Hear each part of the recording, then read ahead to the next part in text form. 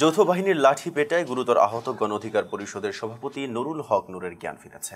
শনিবার সকাল 7টার দিকে তার অফিসিয়াল ফেসবুক পেজ থেকে জানানো হয়, নূর বর্তমানে ঢাকা মেডিকেল কলেজ হাসপাতালের আইসিইউতে চিকিৎসাধীন রয়েছেন। তার কিছুটা হুঁশ ফিরেছে।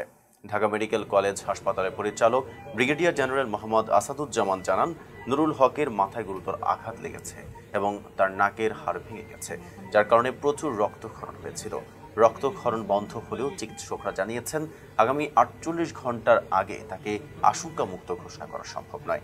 নূরের চিকিৎসার জন্য শুক্রবার রাতেই সর্বোচ্চ পর্যায়ের একটি মেডিকেল বোর্ড গঠন করা হয়েছে।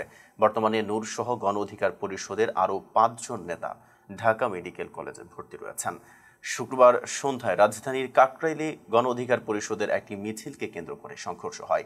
দলের পক্ষ থেকে অভিযোগ করা হয়, তাদের মিছিলে জাতীয় পার্টির কেন্দ্রীয় কার্যালয় থেকে হামলা চালানো হয়। এর প্রতিবাদে মশাল মিছিল শেষে সংবাদ সম্মেলনের সময় পুলিশ ও সেনাবাহিনী লাঠি পেটা করে।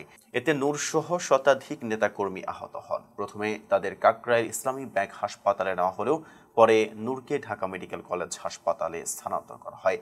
এদিকে শুক্রবার রাতে নূরকে দেখতে হাসপাতালে গিয়ে বিক্ষোভের মুখে পড়েন আইন উপদেষ্টা আসিফ নজরুল। ক্ষুব্ধ নেতাকর্মীরা স্লোগান দিয়ে তাকে লক্ষ্য করে এগিয়ে গেলে তিনি লুকিয়ে হাসপাতাল থেকে বের হন। ঢাকা মেডিকেল কলেজ হাসপাতাল পুলিশ ফাঁড়ির ইনচার্জ মোহাম্মদ ফারুক ঘটনার সত্যতা নিশ্চিত করে জানান, উপদেষ্টা আসার পর পরিস্থিতি উত্তেজনাকর হয়ে ওঠে। নুরুল হক নূরের উপর হামলার ঘটনার নিন্দা জানিয়েছে বিএনপি, জামায়াতে ইসলামী সহ বিভিন্ন রাজনৈতিক দল। হামলার প্রতিবাদে রাতেই ঢাকা বিশ্ববিদ্যালয় ও চট্টগ্রাম সহ দেশের বিভিন্ন স্থানে বিক্ষোভ হয়েছে। শনিবারও বিক্ষোভ কর্মসূচি ঘোষণা করেছে গণ অধিকার পরিষদ। এতক্ষণ সাথে ছিলাম মেহেদী হাসান। ফেজ দ্য পিপলের সাথে থাকার জন্য ধন্যবাদ।